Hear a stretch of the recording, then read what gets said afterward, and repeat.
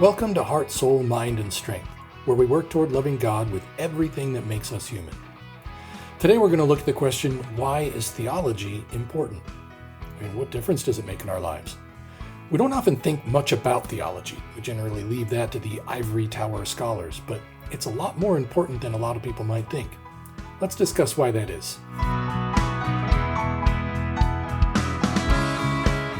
Not long ago, I shared a quote about how politics is downstream from culture. I also shared a quote that culture is downstream of theology, and actually, in fact, pretty much everything is downstream from theology. So today we're going to take a deeper dive into what that actually looks like and how it works.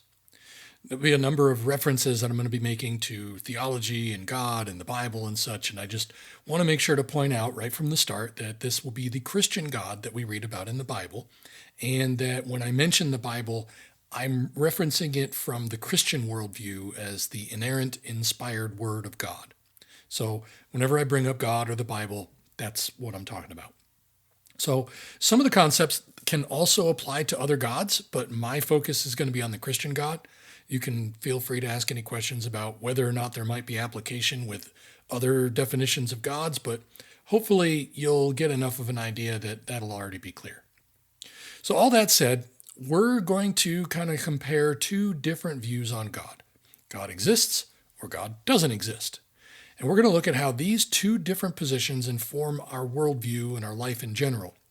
Specifically, we're going to cover how theology impacts several different aspects of our lives: purpose, suffering, human value, morality, and relationships. Now, when it comes to purpose, the theistic view is that God created humans for a purpose. That means that we're here for a reason. We play a role in the entire creation order, even if that's, a relatively small one. But knowing that we're here for a purpose does provide us with a certain amount of comfort, and it helps us to overcome some of the challenges that we might experience throughout our lives. I'll cover that a little bit more when we get into suffering. Now, all throughout human history, people have pondered some form of the question, why am I here? Now, as humans, we seem to have an innate sense that there must be a reason for us to exist at all. If God exists, there's an answer to that question. The very first question of the shorter Westminster Catechism is, what is the chief end of man? And the appropriate doctrinal response to that question is to glorify God and enjoy Him forever. According to Genesis 1:26, God made us to rule over His creation, and Ephesians 2 says we were created to do good works. God enjoys when His creation does good things.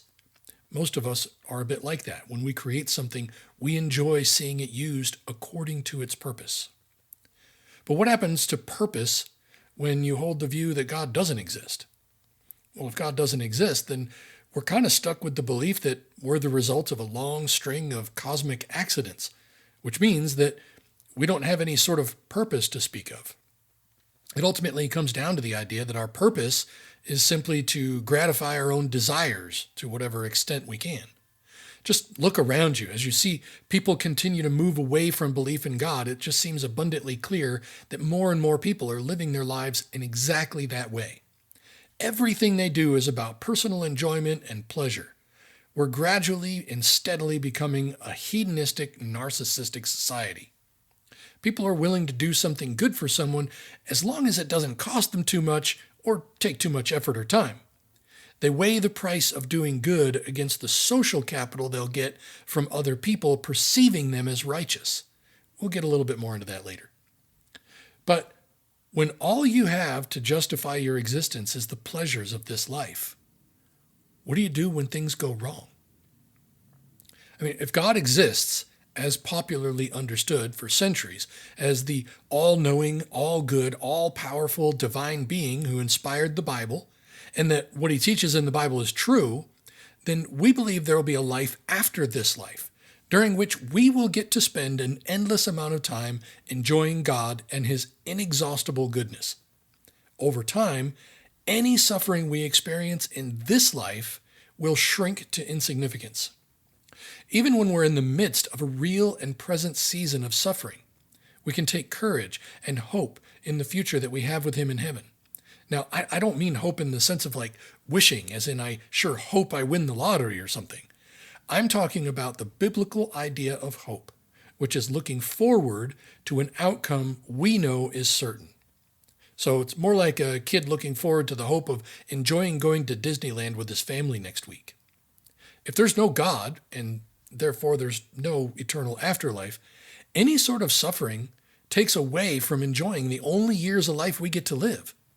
This isn't exactly an uplifting thought.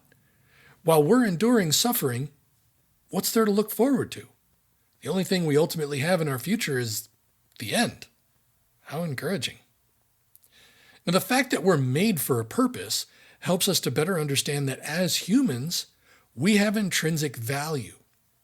That basically just means that we have value because of what we are, not because of what we can do.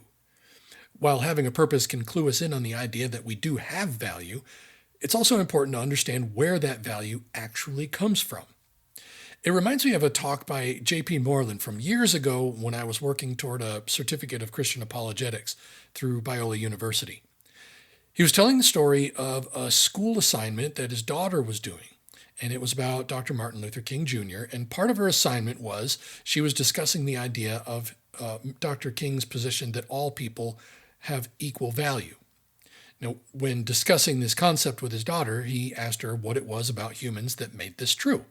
In other words, what do all humans have that gives us equal value? For one thing, it has to be something that every human has.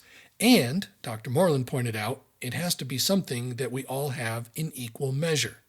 So it can't be something that we all have to different degrees, like intelligence or physical strength or athletic ability, math skills, artistic ability, so on.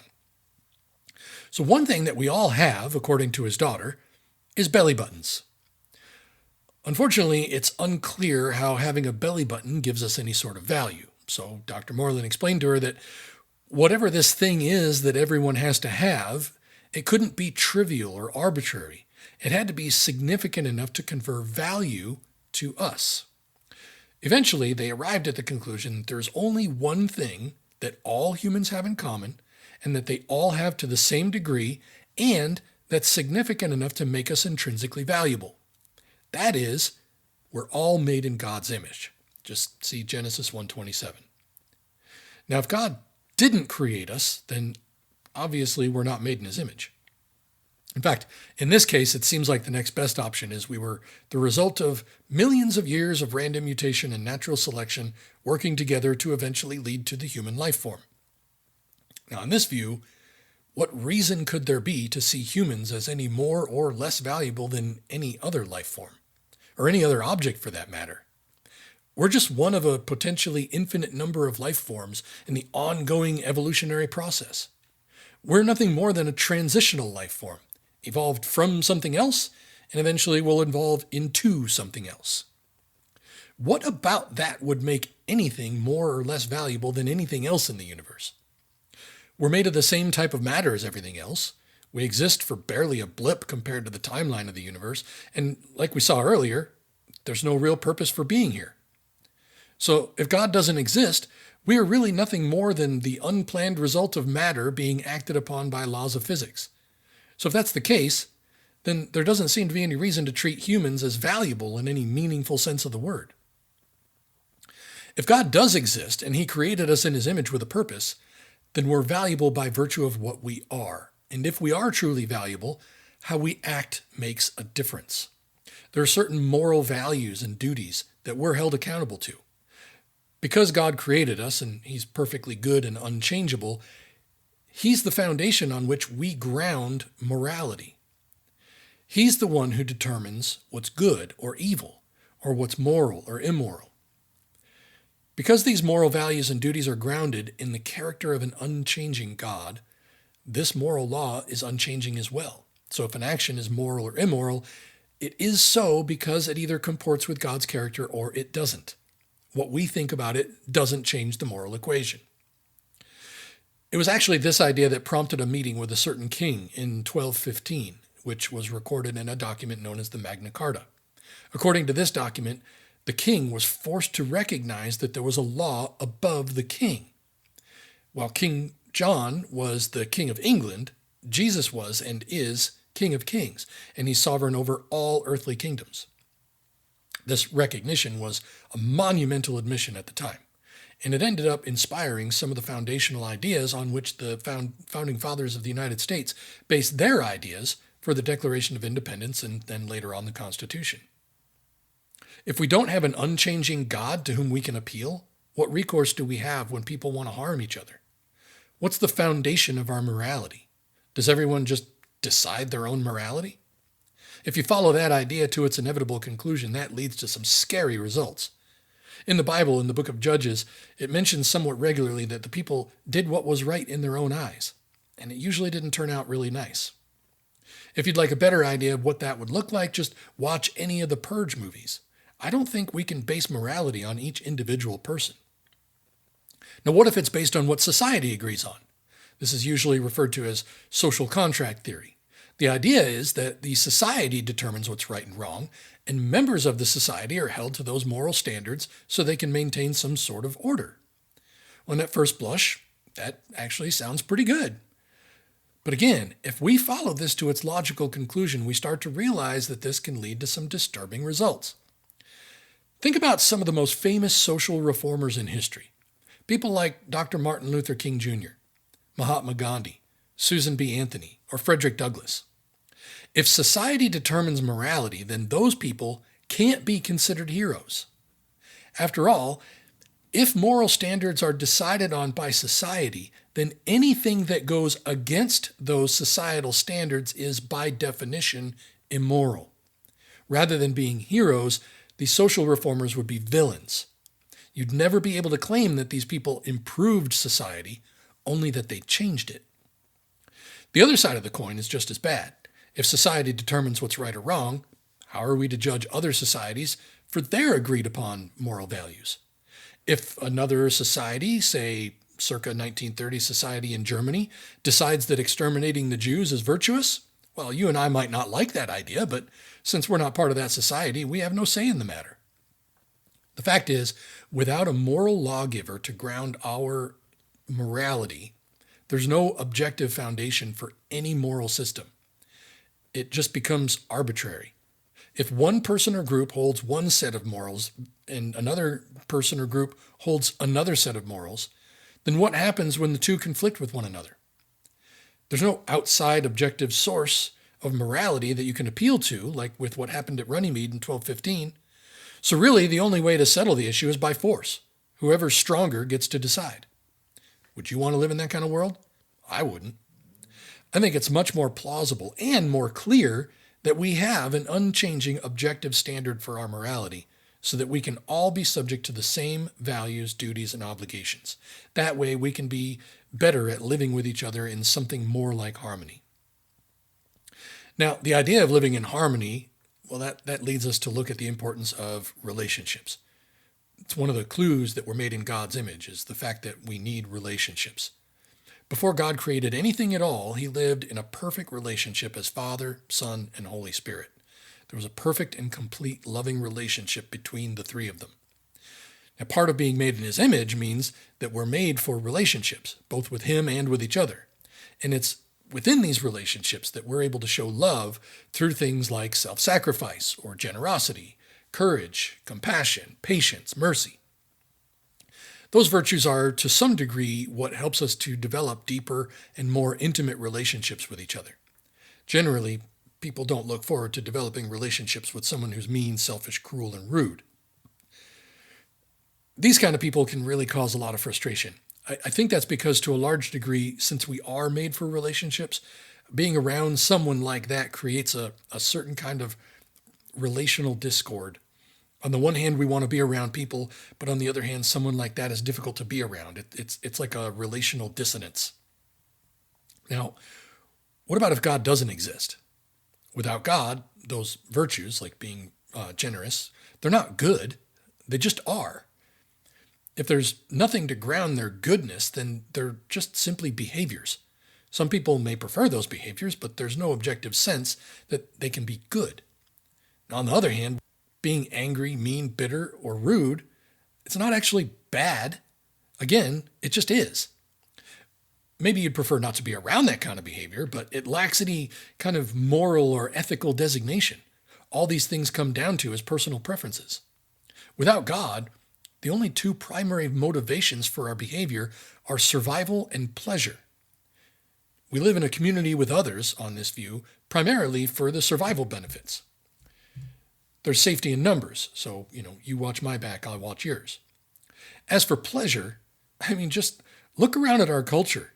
You can see how people use each other for their own pleasure all the time. Relationships are just a means to an end. We can be friends as long as I get something out of it. We can enjoy a romantic relationship until it starts getting difficult. When you think back to your own relationships, whether family or friends, think about those people you're closest to.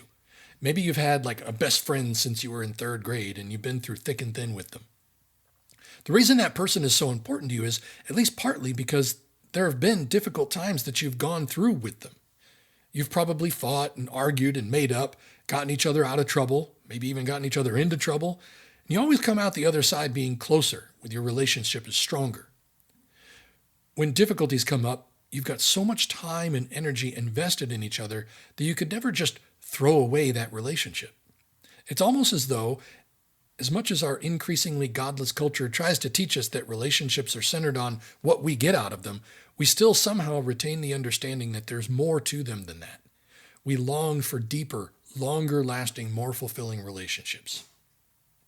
Now, as we kind of get wrapped up here, you may have noticed by now that all of these various things seem to be connected. Our understanding of human value leads to a need for objective morality, which informs our relationships. All of this is kind of wrapped around the idea of a purpose for our being, which then helps us to get through times of suffering and also provides us an opportunity to show virtues like compassion and generosity. This shouldn't be surprising. After all, if we're made in the image of a God who's whole and unified, then why wouldn't all our lives also be whole and unified?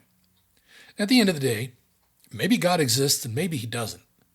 If he doesn't, then it seems like humanity and the entire universe is just one big, non-rational, meaningless, chaotic mess. But if God does exist, it seems as though all these things fall into place and make sense. Maybe we can't understand everything, but we can, to some degree, understand why we're here.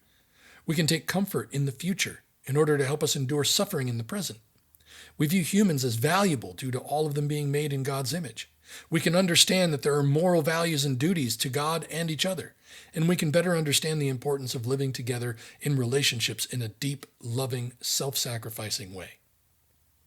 When I think about the implications of the atheistic worldview, not only does it not make sense in light of these things I've already covered, and there's a lot more to it than just what I've covered here, but it's actually frightening to think about the implications of living in a universe where there's no purpose, nothing particularly valuable about humanity, no hope to get us through suffering and pain, no objective standard of moral values and duties, and relationships that are merely superficial and hedonistic. Now, what I've gone through today is just a very brief overview. There's been far more written about these ideas, and I encourage you to do some research on these concepts. Look at both sides of the argument and look at how they respond to each other's ideas. I think you'll find that the atheistic point of view ends up being very empty and hopeless. Now, for those of us who understand that God exists and understand a little bit about who he is, those people are able to overcome and face any difficulty because we have something bigger than ourselves to look forward to, something good and glorious and never-ending. Our future is so amazing that anything we go through in this life is, as Paul put it, merely a light momentary affliction. Just check out 2 Corinthians 4:17. And with that, I'll catch you guys next time.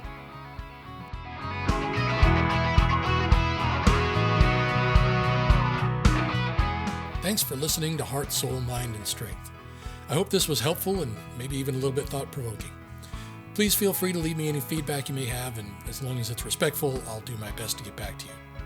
To get this in front of more people, please like, share, subscribe, leave a comment, tell your friends about it. If you could share feedback or link back to here, it'll help to get the word out. And the best thing that you can do is share it with everybody you know. Plus, be sure to stop by the website. That way you're the first to get any new content. Plus, make sure you come back regularly because I'm often adding more resources and things like that. You don't want to miss any of that. You'll find a link to the website in the show notes. And thanks again. I really do look forward to sharing with you the next exciting topic.